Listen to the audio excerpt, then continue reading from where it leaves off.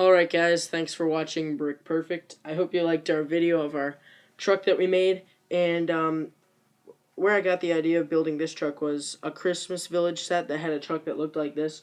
And I got the idea from that, and then I just changed the whole back and everything, made it longer and stuff. But this is kind of like a World War II era truck that we could use for like our Americans or Germans and stuff like that.